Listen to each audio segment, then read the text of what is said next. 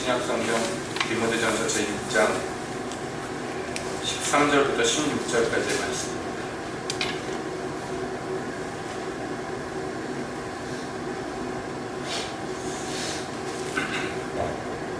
디모데전서 6장 13절부터 16절까지 함께 보시겠습니다.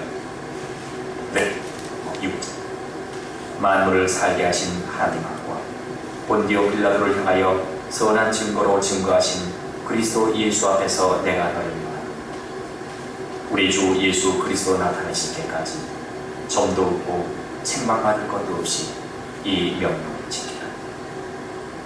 기약이 이르면 하나님이 그의 나타나심을 보이시리니 하나님은 복되시고 홀로 한 분이신 능하신 자이며 만왕의 왕이시며 만주의 주시고 오직 그에게만 죽지 않는 믿고 가까이 가지 못할 빛에 거하시고 아무 사람도 보지 못하였고 또 볼 수 없는 자시니 그에게 존귀와 영원한 능력을 돌릴지어다.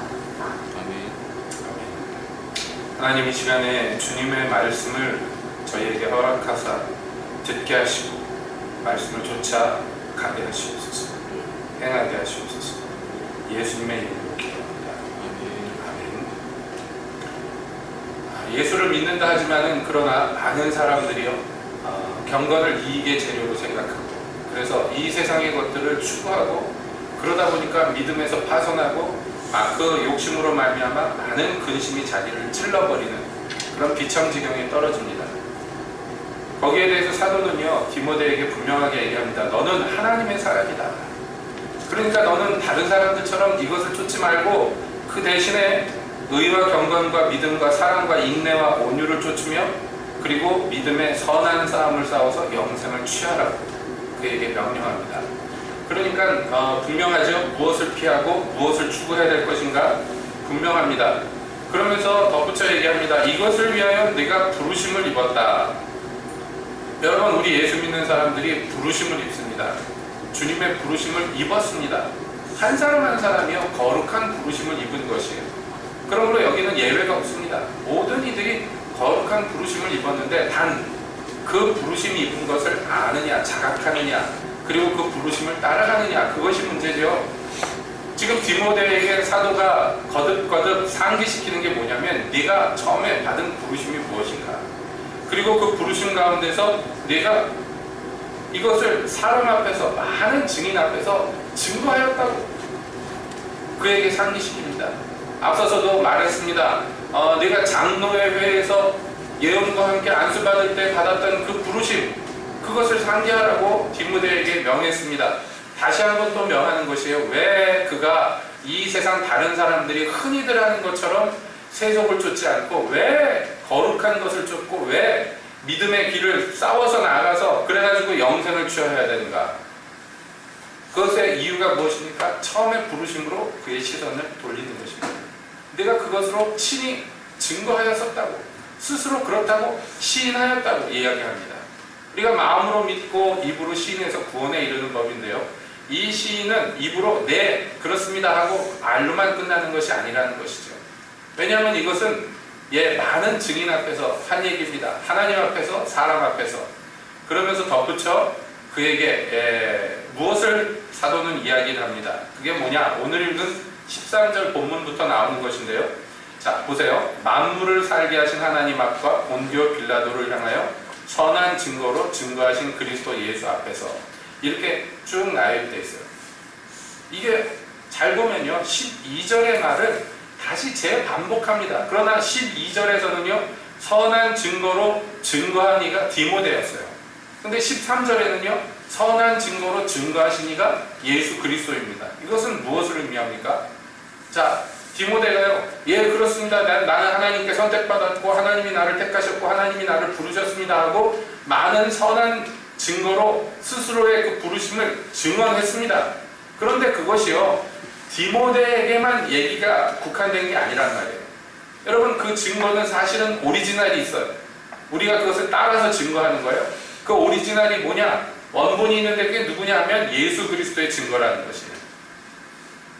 그러므로 우리의 믿음의 시인이 가치가 있고 무게가 있는 것은요 그게 그냥 나에게서 직접 나에게서 나온 어떤 것이 아니라 나에게서만 나온 것이 아니라 그것이 예수 그리스도가 하신 일을 예수 그리스도의 형상을 본받는 것이 되기 때문에 그렇다는 것입니다. 그래서 가치가 있는 것인데요. 보세요. 예수님이 선한 증거로 증거하셨습니다. 그런데 누구 앞에서 했느냐 하면 하나님 앞에서 이렇게 되어 있어요. 첫 번째 하나님 앞입니다. 하나님은 어떤 분이냐? 만물을 살게 하시는 하나님 그랬어요. 그러니까 만물의 생명의 근본이시며 만물을 다스리시는 그런 왕이신 하나님 앞에서 증거했습니다. 그리고 또 한편 어디에서 증거하셨습니까? 본디오 빌라도 앞에서 증거했습니다. 그것이 의미하는 바는요, 본디오 빌라도라는 것은 뭐예요? 여러분 우리가 사도신경에서도 고백합니다만 본디오 빌라도가 한 개인이 아닙니다. 그는 무엇을 대표합니까? 이 세상 법정을 대표하고 이 세상의 권세를 대표합니다. 그러니까 하나님 앞에서, 그러니까 온 우주를 다스리는 왕 앞에서와 또 이 지상 권력 앞에서 예수님은 감추지 않고 당신의 거룩한 부르심을 증거하셨습니다. 입으로만 하셨습니까? 아닙니다. 물론 입으로도 하셨지만은요, 예수님의 증거라는 것은, 증언이라는 것은 굉장히 복합적이고 종합적입니다. 그래서 궁극적으로 예수님의 증거는 무엇입니까? 십자가 그것입니다. 예수님의 증거의 최고봉은, 그 모든 핵심은 다 어디로 귀결되느냐면 바로 십자가로 귀결됩니다. 자, 예수께서 처음에 나타나셨을 때 여러분 어떤 증거를 얻으셨습니까? 세례요한이 예수님의 다니시는 것을 보고 사람들 앞에서 증거했어요. 보라, 세상 죄를 지고 가는 하나님의 어린 양이다. 여러분, 예수께서도요, 자기 자신에 대해서 증거하셨습니다. 나는 양으로 생명을 얻게 하고 더 풍성히 얻게 하기 위해서 왔다. 내가 온 것은 많은 사람에게, 많은 사람들을 위하여 내 자신을 희생제물로 드리기 위해서 왔다 하고 스스로 증거하셨습니다. 근데 그 증거가요, 입으로도 나온 증거입니다만 거기서 끝났습니까? 아닙니다. 그것을 행동으로서 실현해 보이셨어요. 실제로. 안 해도 되는데 꼭 해야 될 의무가 있는 것이 아님에도 불구하고 그것이 아버지의 뜻이기 때문에, 아버지의 방법이기 때문에 스스로 증거하셨던 그 증언 그대로 따라서 순복하셨고, 그래서요, 십자가에서 실제로 그 일을 이루셨어요. 내가 이것을 위해서 왔노라 했던 그 일을 십자가 위에서 선포하셨어요. 내가 다 이루었다 라고요. 여러분, 왜 디모데가, 또 더 나아가서 우리가 왜 믿음으로 선한 싸움을 싸워서 영생을 취하여야 됩니까? 무엇입니까? 예수님이 먼저 그렇게 하셨기 때문입니다. 예수님이 먼저 복종하여 종의 형체를 입고, 그래서 죽기까지 순종하여서, 그래서 많은 사람의 대속물로 자기를 내어주셨습니다. 그 결과가 무엇입니까? 죽으셨습니다. 그것으로 끝났습니까? 아닙니다. 그때 주께서, 하나님께서 그를 지극히 높이셔서 모든 이름 위에 가장 귀한 이름을 주시고 모든 입으로 그를 주라 시인하게 하셨습니다. 영광을 입으셨어요. 여러분, 우리가 영생을 취한다는 것이 이런 것입니다. 믿음의 선한 경주를 달려간다는 것이 이런 것입니다. 무엇입니까? 예수님처럼 하는 것입니다. 우리가 예수님을 믿는다라고 얘기합니다. 그리고 이 세상보다 더 가치 있는 하나님의 나라를 더 사모한다고 입으로 시인합니다. 이게 우리의 믿음의 시인이에요. 여러분, 그런데 입으로는 그렇게 얘기해놓고 실상 삶 속에서는 이 세상에서 경건을 통해서 어떤 이익을 얻으려고, 경건의 모양은 있지만 사실은 목적은 이 세상의 이득이고 세상의 것들로 부하려는 욕망으로 산다면 그 사람의 믿음의 고백은 실제가 아닙니다. 그것은 선한 증거가 아니에요. 나쁜 증거예요. 거짓 증거입니다. 그러나 믿음의 선한 증거가 있는데 그것은 무엇이냐면, 나는 이 세상이 전부가 아님을 믿습니다. 이 세상이 금방 있다가 없어질 것을 믿습니다. 나는 오는 세상을 믿습니다. 나는 하나님의 나라를 믿습니다. 나는 그 나라에서 영원히 살기를 원합니다 하고 입으로 고백한 그대로 사는 거예요. 그 삶이 무엇입니까? 앞에서 본 대로 의와 경건과 믿음과 사랑과 인내와 온유를 쫓는 삶이에요. 세상의 부요나 세상의 이익을 쫓는 삶이 아니라 전혀 다른 가치를 쫓는 삶을 산단 말이에요. 이게 그 사람의 증거가 실제라는 것을 몸으로 보여주는 것이고, 그 사람에게는요, 하나님께서 영생의 면류관을, 영광의 면류관을 씌워주시는 것입니다. 이것이 성도들이 받는 상급인 것이고 우리의 분깃입니다. 여러분 이 내용을 아시겠습니까? 예수님이 이 길을 먼저 걸으셔서 실제로 그것을 보여주셨어요. 어떻게 영광을 얻는가를 보여주셨어요. 자기를 부인하고 십자가를 짐으로 말미암아 죽으시고 그리고 다시 살리심을 입고 그리고 하나님 보좌 우편에 앉히시는 영광을 입으셨어요. 하나님의 아들이 그 모양을 우리에게 보이시면서 이게 바로 선한 증거로 증거하는 것이다 라고 분명하게 우리에게 증거하시는 것입니다. 여러분, 우리가 그러므로 복음을 부끄러워하지 않습니다. 하나님 앞에서 물론 부끄러워하지 않습니다. 근데 어떤 사람들은 세상에서 사람들 앞에서 부끄러워합니다. 자기 기독교인인 것을 부끄러워하고요. 자기 삶의 정체를 자꾸 감추려고 합니다. 여러분, 그것 또한 선한 증거가 아니에요. 세상에서 내가 예수 믿는다 그럼 조금 손해볼 것 같으면 금방 감춥니다. 하물며 예수 믿으면 직장에서 쫓겨나고 학교에서 쫓겨나고 감옥에 갇히고 매 맞고 죽임당한다면 여러분 거기에서 어떻게 시인을 하겠습니까? 자기의 믿음을.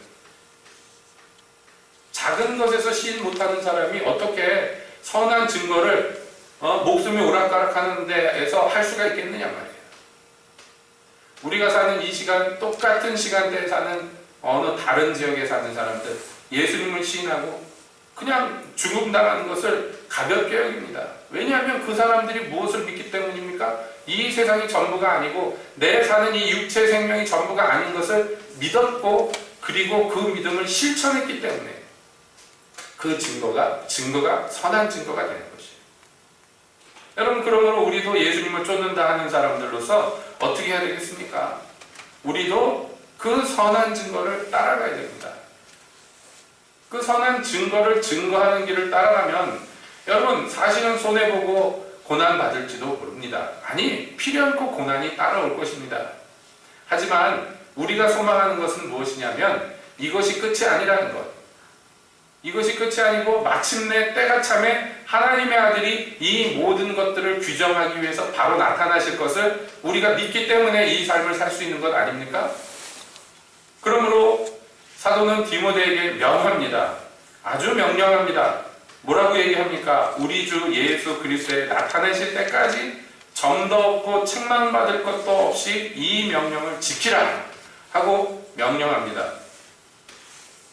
자, 이 명령은 여러분 굉장히 무거운 명령입니다. 왜냐하면 하나님 앞과 본디오 빌라도 앞에서 선한 증거로 증거하신 예수 그리스도 앞에서 내가 너를 명하는데 라는 전제가 붙기 때문이에요. 이것은 예수님의 그냥 이름 정도가 아니라 그것을 자세하게 밝혔죠. 예수님이 어떤 선한 증거로서 하나님과 사람 앞에서 증거하셨는가? 그 증거를 지키기 위해서 자기 목숨을 얼마나 아깝지도 않은 것처럼 내어 던지셨는가? 그것들을 다 설명하는 이 설명과 함께 동시에 명령합니다. 그러니까 너도 예수님처럼 그분이 반드시 나타나셔서 이 모든 것들을 다스릴 것을 믿는다면 라는 거예요. 자, 그렇다면 어떻게 해야 됩니까? 오늘의 삶이 어떻게 돼야 됩니까? 앞서서는요, 믿음의 선한 싸움을 싸워서 영생을 취하라고 얘기했는데 그것을 다른 식으로 표현합니다. 뭐라고 얘기하느냐? 예수님 다시 오실 때까지 점도 없고 책망받을 것도 없이 이 명령을 지키라 라고 얘기합니다. 여러분, 그러므로 정말 그리스도를 소망하는 자, 그리스도를 믿는 자들은요, 자기를 단장합니다. 왜냐하면 신랑이 오실 것이기 때문입니다. 그 신랑이 오실 때 추리한 몰도를 보이기가 싫기 때문에 그분을 사랑하는 자들이라면, 그분이 오신다는 걸 믿는 자들이라면 주인이 늦게 오리라 하고 술 취하고 그리고 동료를 때리고 그러는 악한 청지기와 같이 살지 않습니다. 그는 자기 신랑 되신 예수님이 오실 것을 사모하기에 오늘을 어떻게 사느냐? 흠도 점도 주름 잡힌 것도 없는 예비된 신부와 같이 살게 되는 것이에요. 그래서 그 결과로서 그는 영광을 얻습니다. 영생에 마땅히 들어갑니다. 지난 시간에도 말씀드렸습니다. 믿음은 구원받는 건 아닙니까? 왜 뭘 하라고 저거를 하라고 행위를 자꾸 얘기합니까? 아닙니다, 여러분. 진짜 예수님이 나타나실 것을 믿는다면요, 오늘 어떻게 살겠습니까? 그거는 믿느냐 안 믿느냐의 문제예요. 진짜 믿으면 뭐가 따라 나옵니다. 진짜 믿으면. 그러므로 믿음의 선한 경주를 경주하는 것은 어려운 얘기 아닙니다. 막 자기를 희생하고 피눈물 흘리면서 가는 길이 아닙니다. 그냥 믿으면 저절로 그렇게 되는 것이에요. 믿기 때문에 그 결과로서 어떤 열매로서 행위가 뒤쫓아오는 것입니다. 그러나 믿지 않으면 아무것도 없습니다. 그냥 말뿐입니다. 믿지 않으면요, 어떻게 된다고요? 앞에서 나왔잖아요. 믿음에서 떠나 많은 근심으로 자기를 찌르게 되는 결과를 얻습니다. 믿음이 없기 때문에 이런 결과가 나옵니다. 믿음이 없기 때문에 세상의 것을 추구하고 이 세상의 것으로 부유하기를 소원합니다. 이 세상에 보기에 아름답고 먹음직스러운 것들, 얻으면 자기가 지혜로워질 것 같이 보이는 것들을 추구합니다. 그 결과로서요, 믿음을 잃어버리게 됩니다. 그 사람의 믿음이 아무것도 아닌 죽은 믿음이 되는 것입니다. 그러나 반대로 정말 주님을 믿고 주님의 바른 교훈 가운데 거하는 자라면 여러분, 자기를 다스려서 좀 더 책망받을 것도 없는 자로서 자기를 준비합니다. 왜냐하면 신랑 되신 예수님이 나타나실 거기 때문에. 그러므로 우리 주 예수 그리스도가 기약이 이르면 하나님께서 나타나게 하실 것입니다. 때가 참에 주께서 그를 드러내실 것입니다. 그가 하나님으로서 우리의 눈앞에 나타날 것입니다. 원래 하나님은 어떤 분이라고 얘기합니까? 오늘 읽은 본문에도 나옵니다. 원래 하나님은요, 만왕의 만주의 주인데 그분은요, 사람이 가까이 가지 못해요. 볼 수도 없어요. 너무 영광스럽기 때문에. 그런데 그분이 나타난다, 우리에게 보여진다는 것은 굉장히 어떤 의미에서 모순돼 보이고 역설적인 얘기입니다. 원래 우리 인간은요, 그분을 인식할 수가 없어요. 만질 수도 없고 볼 수도 없어요. 왜냐하면 그분이 사람이 가까이 갈 수 없는 거룩한 빛 가운데 거하는 분이기 때문에. 그럼에도 불구하고 기약이 차면 여러분 나타날 것입니다. 그런데 누구에게 나타나느냐? 그를 기다리고 준비하였던 자들, 사모한 자들, 그 사람들에게 상급으로 나타날 거예요. 반대로 이 세상의 것을 추구하고 이 세상의 것으로 사모하고 달려갔던 사람에게는 무엇으로 나타납니까? 예수님이요, 가까이 할 수 없는 두려운 분으로 나타나요. 그래서 심판날에 대해서 성경이 뭐라고 예고합니까? 예수님이 다시 오실 때 많은 죄인들이요, 외칩니다. 사나 내 위에 무너져, 내 위에 무너져서 저분의 눈에서 나를 좀 가리우다고 하고 외칩니다. 얼마나 죽겠으면 그런 얘기를 하겠습니까? 여러분, 산이 자기한테 무너지면 살겠습니까? 죽겠습니까? 차라리 죽을지언정 그분의 눈에 나타나는 것을 두려워 떨게 되는 것이, 이게 죄인의 형상입니다. 그러나 그를 사모하고 자기를 예비하였던 신부들은요, 그날이 기쁜 결혼식이 되어서 즐겁게 나타날 것입니다.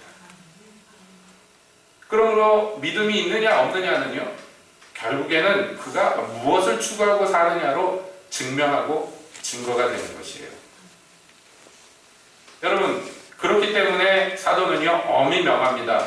그러니까 이 명령을 지키면서 살아라. 여기에 이 명령이라는 것, 범위를 넓혀보자면 디모데전서 지금까지 나왔던 많은 복음에 속한 명령들을 총괄하는 얘기가 되겠습니다. 그러나 범위를 좀 좁혀보자면 우리가 6장 들어와가지고 3절부터 계속 반복되었던 얘기들, 바로 바른 교훈에 자기를 온전히 창념시키지 아니하고, 그래서 결국에는 마음이 부패하게 되고 믿음에서 떠나게 되고 세상 욕심을 추구하게 되고 육체를 따라서 세상의 현저한 것들을 쫓다가 믿음에서 파손해버리는 이런 일들을 피하고 그 대신에 다른 거룩한 것들, 의와 경건과 믿음과 사랑과 인내와 온유를 쫓으며 믿음의 선한 싸움을 싸워서 영생을 취하는 것, 범위를 좁혀보자면 이것으로 얘기가 될 수 있겠습니다. 그러니까 이 명령은요, 디모데에게 직접적으로 한 명령이지만 동시에 저와 여러분들에게도 그대로 적용되는 명령입니다. 보십시오. 디모데에게 편지를 썼습니다. 사도가 성령이 충만한 가운데 이 편지를 썼습니다. 디모데가 이 편지를 받고 이 명령을 받고 그래, 이렇게 살아야지, 그리고 끝났습니까? 아니죠. 디모데에게 이 명령을 하는 것은요, 이 교회의 지도자이자 목회자 되는 디모데에게 본인도 이 명령을 따를 것이며 동시에 그의 다스림 가운데 있는 성도들에게도 이 명령을 따르도록 명하라는 얘기죠. 여러분, 그러므로 그 명령은요, 그 줄기를 타고 연이어서 오늘날 사는 저와 여러분들에게도 그대로 적용되는 말씀인 줄로 압니다. 자, 그렇기 때문에 우리가 이 말씀을 우리 삶 속에서 적용해 봅니다. 여러분, 주께서는요, 하나님과 본디오 빌라도 앞에서 선한 증거로 증거하셨습니다. 그래서 십자가를 지시고 우리를 대속해서 피 흘려주셨습니다. 이게 어떤 면에서 보자면 과거의 일입니다. 그렇죠? 과거에 그분이 다 이루신 일이죠. 뿐만 아니라 그분이 기약이 참에 나타나실 것입니다. 영광으로서 나타나실 것입니다. 이것이 어떻게 보자면 미래에 있을 일입니다. 우리는 이 둘 사이에 있습니다. 예수께서 이미 하신 일과 그리고 그의 나타나실 것 가운데 그 중간에 우리가 속해 있습니다. 여러분, 그러면 점검해 봅시다. 예수님이 예전에 하셨던 일들을 믿으십니까? 날 위해서 행하신 일들을 믿으십니까? 믿느냐 말이에요. 믿으시는 줄로 압니다. 그러면 예수께서 앞으로 오셔서 이 모든 것들을 온전케 하실 것을 믿으십니까? 믿으시는 줄로 압니다. 믿음이란 게 이런 거예요. 과거에 그분이 무엇을 하셨고 또 앞으로 무엇을 행하실 것을 믿는 것이에요. 그리고 그 믿음으로서 오늘 지금 이 시간에 그 믿음을 가지고 무엇을 이루는 것입니다. 이 전체가 믿음입니다. 예? 아시겠죠? 자, 뭐 극단적으로 얘기하자면 어떤 사람들은요, 예수님이 예전에 하신 일들을 안 믿어요. 예수를 믿는다 하지만 실제로는 안 믿습니다. 예수님이 나를 위해서 죽으셨다는 거 안 믿습니다. 에이, 사람이 죽었는데 어떻게 다시 살아나? 안 믿습니다. 예수님을 그렇게 이해하지 않습니다. 그저 본받을 만한 훌륭한 선생님 또는 뭐 다른 어떤 존재로 생각합니다. 그리고 우리가 해야 될 것은 그분이 행했던 그 선한 일들을 따라서 이 세상에서 선하게 살아야 된다고 생각합니다. 과거를 믿지 않아요. 그렇기 때문에 그분이 다시 이 땅에 오셔서 이 세상을 심판하시고 그리고 새하늘과 새 땅을 여실 것을 안 믿습니다. 과거를 믿지 못하는 사람은요, 미래도 믿을 수가 없어요. 그러므로 우리가 이 믿음을 온전히 공조해야 하려면 결국엔 본론으로 어디로 돌아가느냐면 바로 예수 그리스도의 바른 교훈에 굳게 붙들려 있는 것, 거기에 창념하는 것으로 돌아갈 수밖에 없어요. 예수께서 과거에 무슨 일을 하셨는가, 어떤 선한 증거를 하셨는가, 여러분 어떻게 알 수가 있습니까? 예? 과거에 무엇을 하셨는지 어떻게 합니까? 그분의 바른 교훈에 창념했기 때문에 알 수가 있어요. 또 일어나지도 않은 앞으로의 미래, 그분이 나타나셔서 행하실 일들을 우리가 어떻게 믿습니까? 말씀을 통해서 믿습니다. 바른 교훈을 통해서, 건강한 교훈을 통해서 믿습니다. 그렇죠? 그러므로 말씀에 창념하는 것이 우리의 믿음의 모든 것의 근간을 이루게 되는 것입니다. 말씀에 근거하지 않고 무엇을 믿는다는 것, 이것만큼 허망한 것이 없습니다. 왜 과거에 주님께서 하신 일을 믿지 못하고 왜 미래에 주께서 하실 일을 믿지 못하느냐면 그런 사람들의 공통점은요, 성경 말씀을 믿지를 않아요. 하나님 말씀이라고. 그리고 자기들의 가설을 믿습니다. 자기들의 사상을 믿습니다. 그러다 보니까 뭐 이상한 얘기들을 합니다. 요즘에는 많이 세력이 줄어들었습니다만은, 예, 제가 신학 공부할 때만 해도 얼마나 시끌시끌했는지 몰라요. 대세가 그런 쪽이었어요. 신학계 자체가. 그때 많이 언급하는 것들이 뭐냐면 역사적 예수 연구, 이렇게 얘기하는 거예요. 그럴듯하잖아요. 무슨 얘기입니까? 역사 속의 예수님은 실제로 발견해낸다. 성경은 역사가 아니라는 거예요. 성경은 신화라는 것입니다. 그러니까 신화를 다 걷어버리고 그 가운데 진짜 역사들만 찾아내자는 거예요. 그리고 그 예수를 믿자는 거예요. 그 성경 자체를 하나님의 말씀이라고 인정하지 않는 것입니다. 그냥 옛날 사람들, 고대 사람들이 저 단군 신화 만들듯이 또는 그리스 로마 신화 만들듯이 그렇게 만들어낸 얘기라고 믿는 것이에요. 그러니 예수님이 과거에 하신 일이 무엇인지 어찌 알겠으며 그분이 앞으로 나타나실 일이 무엇인지 어찌 알겠습니까?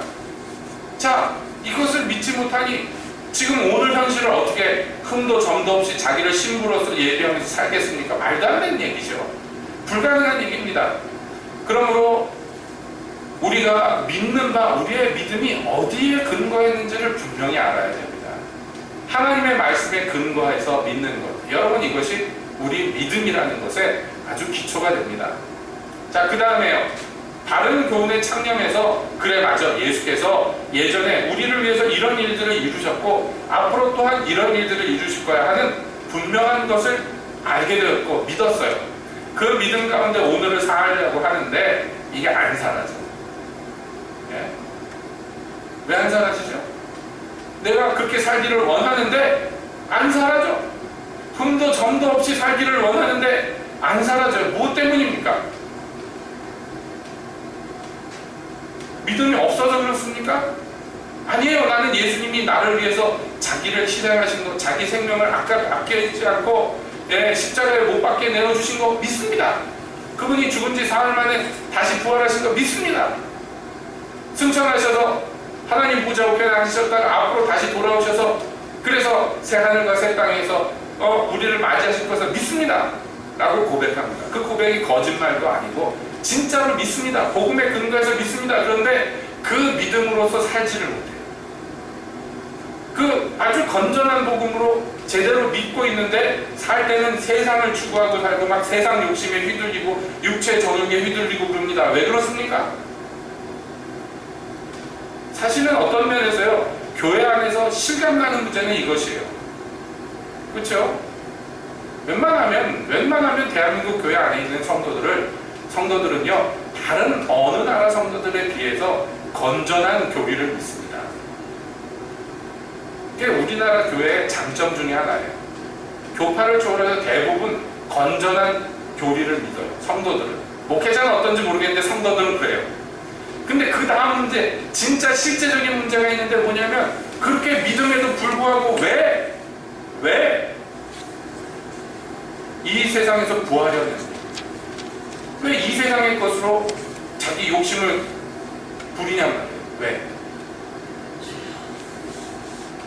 그러면 이건 그냥 우리가 제대로 합시다 그러고서 아멘 그러고 지나가면 부담이 없는 문제지만, 그러나 이 명령을 내가 진짜 지켜야 되겠다라는 생각을 가지고 들여다보면 이게 굉장히 심각한 문제예요. 분명히 허망한 신화와 정신없이 족보에 창념하는 자 나는 아닌 것 같아. 아무리 봐도 분명히 건전한 교훈에 창념하고 있어요. 그것을 믿습니다. 여러분 대부분 다 그렇죠. 아마 여기 계신 분들은 다 그런 줄로 압니다. 그런데 왜 이 명령을 못 지키냐? 왜? 의와 경건과 믿음과 사랑과 인내와 온유를 쫓는 삶을 못 살고 왜 이 세상 욕심을 추구하고 그리고 왜 육체의 욕구대로 살려고 하느냐? 왜? 여러분 우리 심각하게 생각해요. 물론 나는 안 그런데, 나는 그렇게 믿음의 선한 싸움을 지금 싸우고 있는데 라고 생각하시는 분들한테 죄송합니다. 그러나 대다수의 많은 성도들이요 이 딜레마에 빠져있다. 오늘날 왜 그러냐? 결론부터 얘기하면 뭐냐면 소원은 있는데 그 소원을 이룰 힘이 없어요. 그거예요. 예수님이 잡히시기 전에 마음이 심히 고민돼가지고 내가 고민이 너무 심각해서 죽을 것 같다.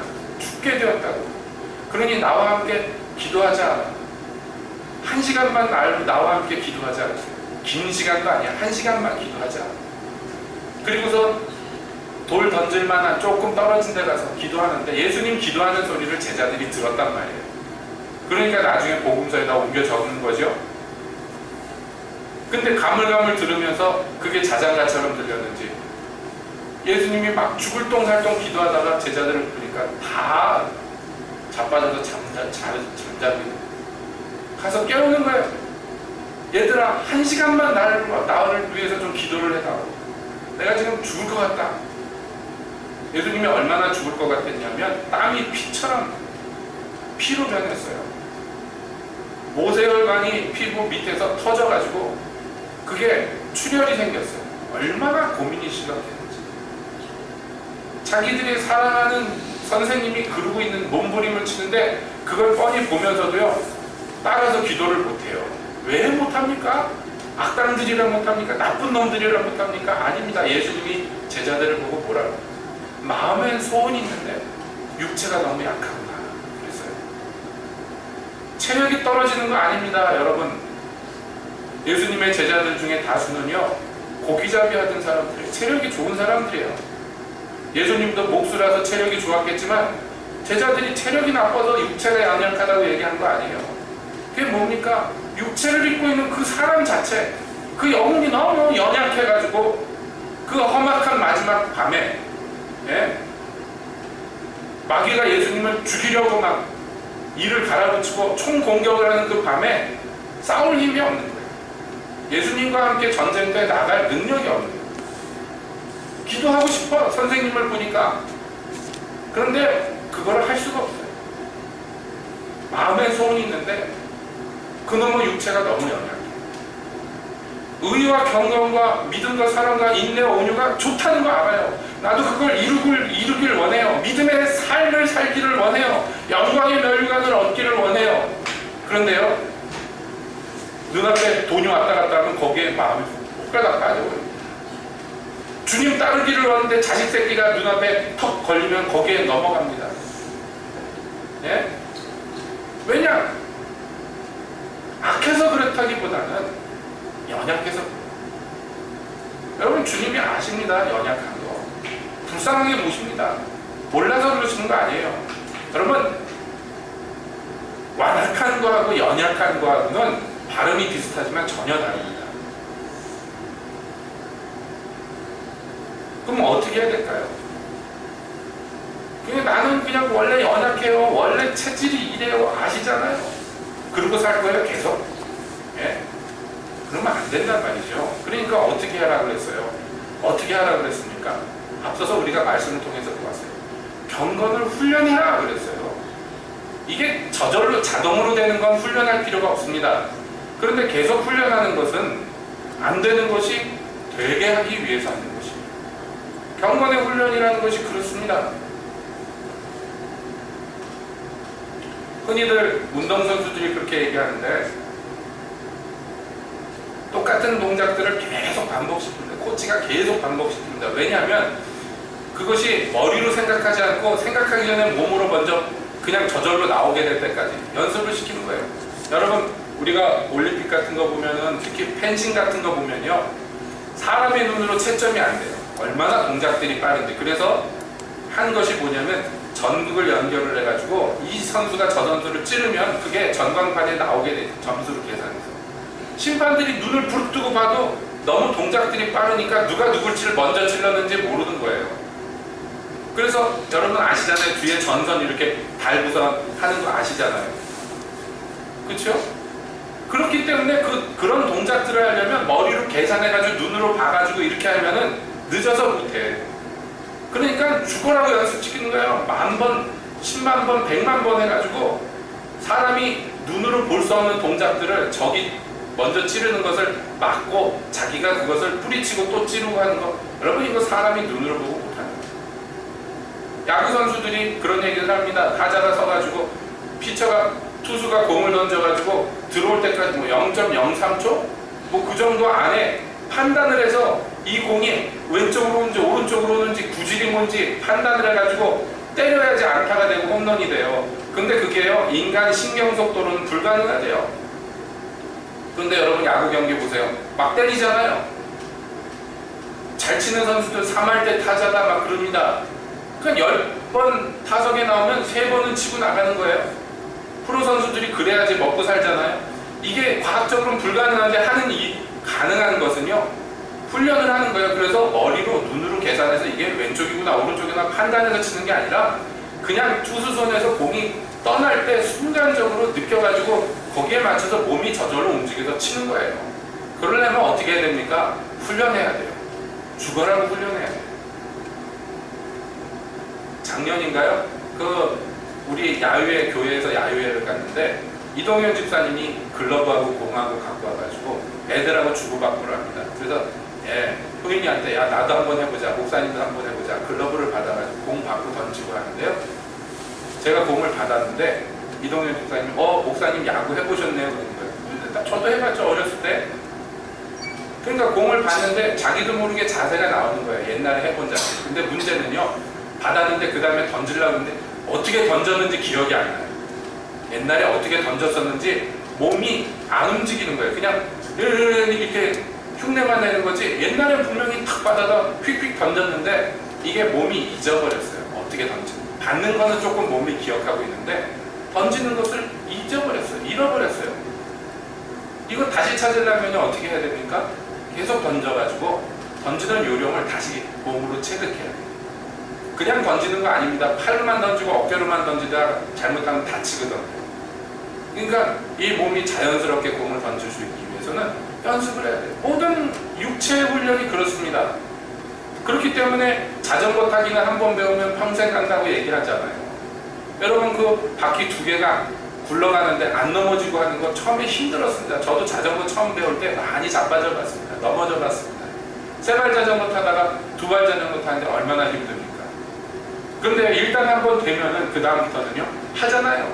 왜냐하면 몸이 기억을 하기 때문에. 이게 육체 연습은 약간의 유익이 있다는 거예요. 그러나 경건의 연습은 금생과 내세에 더 큰 약속이 있다는 거예요. 우리가 어떻게 해야지 믿음을 따라 사느냐고요? 예? 머리로 계산하면요 절대로 믿음대로 못 삽니다. 왜냐하면 뻔히 보이는데 믿음대로 살면, 믿음의 길을 걸으면 이렇게 손해보고 저렇게 피해보는 게 눈에 뻔히 보이는데 그걸 어떻게 따라가요? 그러니까요 눈이 세상을 보지 않고 예수 그리스도만 보고 십자가만 볼 수 있도록 자기를 쳐서 복종시키는 것이 경건의 훈련이에요. 이 과정이 없으면요 아무리 건전한 교리를 믿는다 할지라도 그 교리대로 못 삽니다. 그 진리의 삶을 살 수가 없어요. 육체가 원래 그렇게 안 생겨 먹었어요. 아담으로부터 물려받은 우리 육체는요 눈에 보이는 것, 귀에 들리는 것을 쫓아가게끔 구성이 돼 있어요. 그러니까 그것을 거절하고 자기가 부인되고 그리고 십자가의 길로 걸어가기 위해서는요 그러므로 자기가 부인되는 연습이 있어야 돼요. 훈련이 필요합니다. 그러므로 건전한 교훈에 청렴하려면 하나님의 말씀을 쫓아가야 되는 것처럼 그 건전한 교리를 쫓아가라. 그래서 우리의 육체에서 경건의 일들을 이루려면요 기도해야 돼요. 그러니까 말씀과 기도로 거룩해진다는 것이 그것입니다. 기도를 하면 어떤 일들이 일어납니까? 여러분 기도를 하면 소원이 성취되고 기도를 하면 뭐 다 있겠지만 궁극적으로 뭐냐면 우리가 기도라는 꼭 그것만이 아니라 하나님께 자꾸 나아가는 그 과정을 통해서 기도라는 것을 대표로 내세웁니다. 우리가 경건의 훈련을 통해서 말씀과 기도를 통해서 어떤 사람으로 변화받는 거예요. 뭔가 변화되는 것이에요. 그 변화가 일어나면 일어날수록 그때부터 무슨 일이 일어납니까? 하나님의 뜻을 이 땅에서 실현할 수 있는 능력이 생깁니다. 그러므로 믿음은요 필연코 능력으로 나타나야 돼요. 능력으로. 능력이 없으면 안 돼요. 능력이라는 게 뭐 대단한 거 아닙니다. 믿는 바대로 행할 수 있는 것이 능력인데요. 여러분 이게 그냥 안 된단 말이에요. 믿음은. 그래서 어떻게 하는 뭐라고 했어요? 믿음의 선한 싸움을 싸우라라고 얘기하는 거예요. 사도가. 선한 경기를 싸움처럼 경주해라 라는 의미라고 그랬죠. 이게 그냥 믿음이라는 게 한순간에 그래 내가 믿어 하고 선택하는 그 수준이 아니에요. 싸워서 나가는 거예요. 계속해서. 어디까지요? 면류관을 얻을 때까지. 쉬지 않고. 그러므로 제가 여러분들께 계속해서 권면드리는 것이에요. 경건에 힘쓰고 경건을 훈련하시라는 거예요. 그냥 교회 한 번씩 이렇게 나와가지고 예배 한 번 드리고 가는 걸로 족하지 않아요. 이렇게 해서는 여러분 제가 분명히 단언하는데 이 땅에서 믿음의 삶 제대로 못 삽니다. 여러분의 삶을 들여다보세요.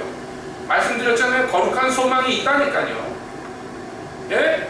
주님을 기쁘시게 해드리고 싶은 욕망이 있어요. 또 왜 못해? 왜? 손발이 부실하고 재구실을 못해요. 제 몸도 가누지를 못하는데 걸음마도 못하는데 어떻게 달려가고 날아가겠습니까? 그러니까요 여러분 자기 자신을 과신할 거 없어요. 그냥 정확하게 보세요. 나는 그냥 딱 베넷병식이라 아무것도 못합니다. 그러니까 주님이 능력 주시지 않으면 나 아무것도 못합니다. 그러나 능력만 주시면 내가 주 안에서 무엇이든지 할 수 있을 것입니다. 그러니까 주님 불쌍히 보시고 은혜를 베푸시고 능력을 가하셔서 주께 나가는 거예요. 기도로 나가는 거예요. 그래서 변화가 돼야 됩니다. 변화가 돼야지요. 예수님 나타나실 때 부끄러움을 담지 않습니다. 사도 바울의 글을 보다 보면 그 막 어떤 중요한 얘기를 하다가 감격에 겨워가지고 막 갑자기 찬양으로 노선이 바뀝니다. 오늘 읽은 본문에도 그렇습니다. 기약이 이르면 하나님이 그의 나타나심을 보이시니. 지금 예수님의 나타나심, 하나님의 나타나심을 얘기합니다. 그리고 보이실 것이다. 그리고 끝나지 않습니다. 거기까지 얘기하더니 갑자기 감격에 겨워가지고 갑자기 막 노래하기 시작합니다. 그 나타나실 하나님은 복되시고 홀로 한 분이신 능하신 자시며 만왕의 왕이시며 만주해 주시며 오직 그에게만 죽지 아니할 힘이 있고 가까이 가지 못할 빛에 거하시고 아무 사람도 보지 못하였고 또 볼 수 없는 자신이 그에게 존귀와 영광과 존귀와 영원한 능력을 돌릴지어다. 아멘 하고 노래하는 것입니다. 여러분, 이 노래가 어떤 사람에게만 나오느냐면 그 앞에 부끄럽지 않고 그 앞에 수치스럽지 않은 사람들에게만 나오는 노래예요. 예? 감출 것 없고 그분을 막 드러내길 원하고 내 안에 있는 분을 막 증거하길 원하는 그 열망에 사로잡힌 사람들에게만 나오는 발언들이란 말이에요. 주님, 하나님라고 얘기만 하면 그냥 뭐 죄송스러운 것밖에 없고 그저 얼굴 들 수가 없고 못할 것밖에 없고, 그런데 어떻게 입을 어쩌고 저쩌고 떠들면서 그분에게 영광을 돌리세요 이런 얘기를 어떻게 합니까? 체면이 있지, 그렇지 않아요? 그러니까 여러분, 우리가 이렇게 진짜 찬양하려면은 어떻게 되느냐면 사실은요, 제대로 된 찬양을 하려면 승리해야 돼요. 그러니까 궁극적으로 이 선한 싸움을 싸워서 승리를 계속해야 돼요. 승리를 하면 할수록요, 주님을 소리 높여 찬양할 수가 있어요. 부끄럽지 아니한 얼굴로 주님 앞에 설 수가 있어요. 그러나 예수를 믿는다 하고 그 은혜에 감사는 하지만, 그러나 그 앞에 서면 부끄러운 것밖에 없는 사람들, 여러분, 주님 이렇게 꺼리낌 없이 노래하기 힘듭니다.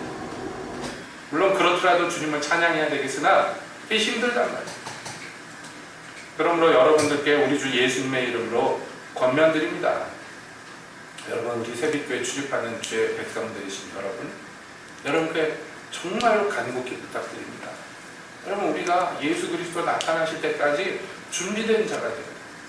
그것을 위해서 투자하세요. 자기 자신에게 먼저 경건으로 자기 자신을 훈련하십시오. 거룩한 자로서 변화받기를 힘쓰십시오. 그래야지 주님 나타나셨을 때 부끄럽지 않고 기쁨으로 노래할 수 있어요.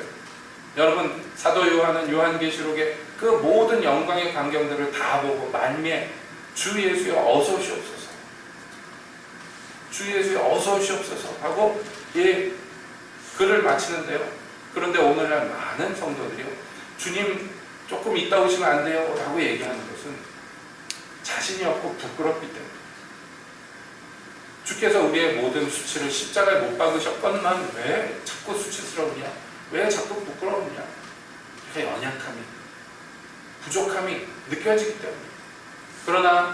그러나 주와 가까이 가고, 그래서 변화받은 사람들은 연약하지만 부끄럽지만, 그러나 그것 안에서 기쁨을 오히려 얻고 즐거움을 얻고 더 자랑스러워할 수가 있죠. 이제 2016년 이 한 해 여러분께 권면드립니다. 우리가 더 높은 곳으로, 더 나은 곳으로 나아갑시다. 예? 이제까지도 수고하셨지만 더 높은 목표를 가지고 전진해 나갑시다. 그래서 주님 앞에 참 부끄럽지 않고 주님을 생각할 때 그냥 흐뭇하고 기쁘기만 한 우리가 그런 복된 성도들의 자리로 점점 더 들어가야 되겠습니다. 주님 곧 오십니다.